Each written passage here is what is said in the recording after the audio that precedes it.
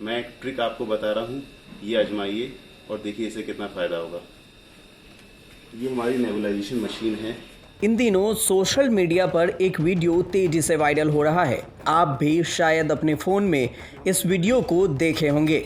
इस वीडियो में डॉक्टर आलोक नेबुलाइजर के बारे में बता रहे हैं।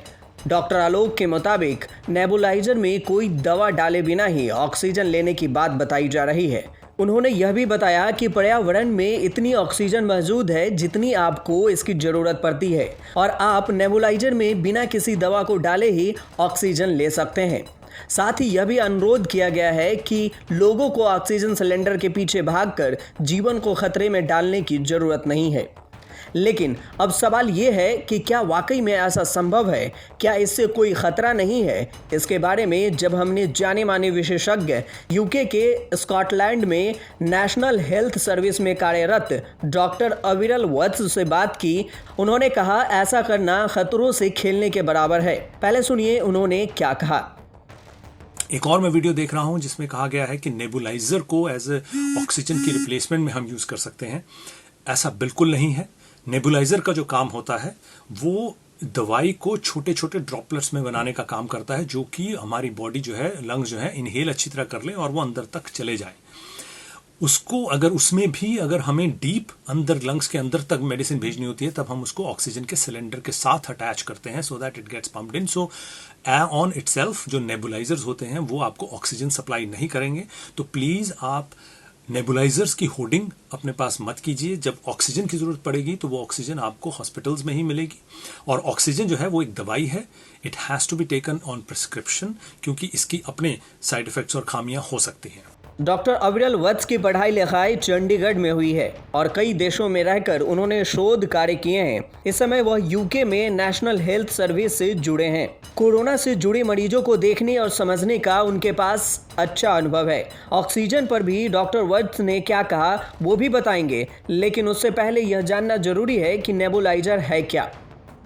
नेबुलाइजर मरीज और बच्चों के लिए कुछ दवाओं के साथ सांस लेने के द्वारा ली जाने वाली दवाएं को देने का सबसे प्रभावी तरीका है।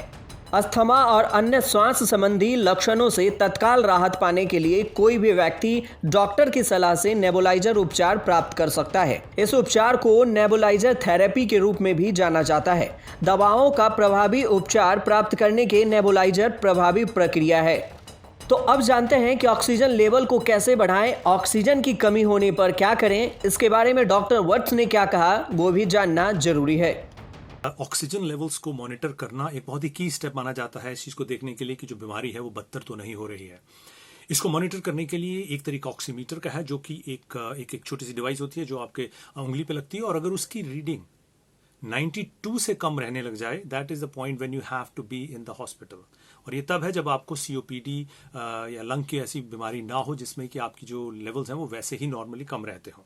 अगर आप नॉर्मल रहते हैं और वो 94 से कम रहने लग जाएं, तब आप शुरू कर दीजिए बात करनी डॉक्टर्स के साथ, उनसे संपर्क में आ जाइए। और 92 से नीचे अगर जाती है तब आपको हॉस्पिटल की जरूरत पड़ेगी। That is the first step. अगर ऑक्सीमीटर नहीं है तब आपको, अगर आप सेंटेंसेस कंप्लीट नहीं कर पा रहे और ब्रेथलेसनेस हो रही है, आप खाना खा रहे हैं, ब्रेथलेसनेस हो रही है, आप डेली की एक्टिविटीज करते हैं, नहाते हैं, कपड़े पहनते हैं, उससे आपकी सांस फूल रही है, that is an indication that you should be getting in touch with the doctor. देश भर में ऑक्सीजन की उपलब्धता और सप्लाई को लेकर हाहाकार मचा हुआ है और ज्यादातर कोरोना के मरीज ऑक्सीजन के कारण मर रहे हैं। निजी और सरकारी अस्पतालों में ऑक्सीजन की कमी है। ऐसे में अगर कोरोना के हल्के लक्षण या ऑक्सीजन की कमी महसूस हो तो आप इस तरीके से भी अपना ऑक्सीजन लेवल बढ़ा सकते हैं। आपको समझने में कोई कठिनाई ना हो, इसलिए हमारे रिपोर्टर और डॉक्टर ने जो डेमो दिया है उसे भी साथ साथ दिखाएंगे। तो चलिए शुरू करते हैं। स्वास्थ्य मंत्रालय के मुताबिक प्रोनिंग एक तरह की प्रक्रिया है जिसे मरीज को पेट के बल लेटकर पूरी करनी होती है। यह प्रक्रिया मेडिकल स्वीकार है जिसमें सांस लेने में सुधार होता है और ऑक्सीजन लेवल में सपोर्ट मिलता है। होम आइसोलेशन में कोरोना मरीजों के लिए प्रोनिंग काफी मददगार है। तो देखिए कैसे करते हैं प्रोनिंग का ये प्रोसेस पूरा। प्रोनल ब्रीदिंग आपको दिखाती हूँ। ये 2 तकियां आप लगाएंगे एक पैर के पास और एक पेट के बल आपको लेटना होगा। ये प्रोनल ब्रीदिंग की टेक्निक है। आप ऑक्सीमीटर लगाइए और आप देखिए कि किस तरह से, अगर आपका ऑक्सीजन लेवल 94 से ऊपर है या 90 से 94 है। ये देखिए आप, अभी इस वक्त हमने लगाया है, पॉइंटर फिंगर पे आप लगाते हैं, ये पल्स थर्मोमीटर होता है, पल्स मीटर होता है, और 96 है।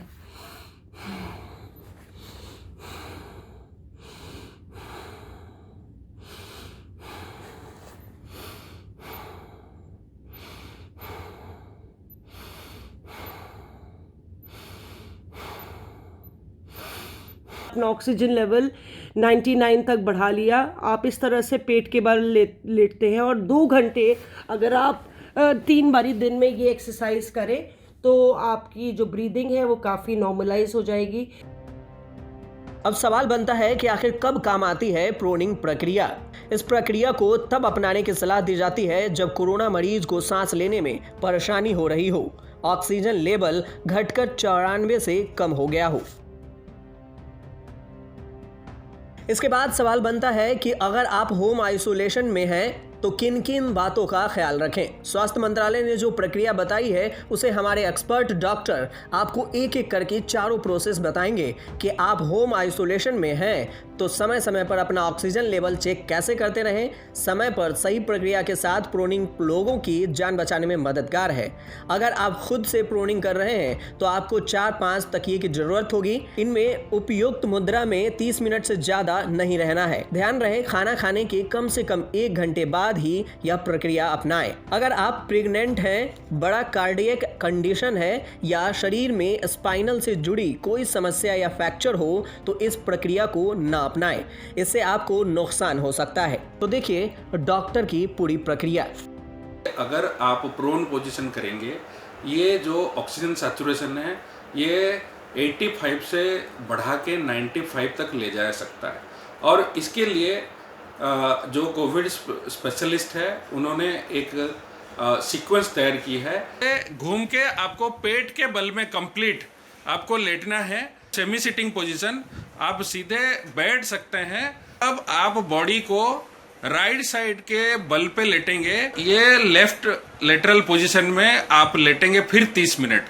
इसके अलावा बुखार, ब्लड प्रेशर, ब्लड शुगर भी समय समय पर मापते रहें। लेकिन फिर भी मैं आपको बताना चाहूँगा कि ये सब डॉक्टर की सलाह के बिना बिल्कुल ना करें।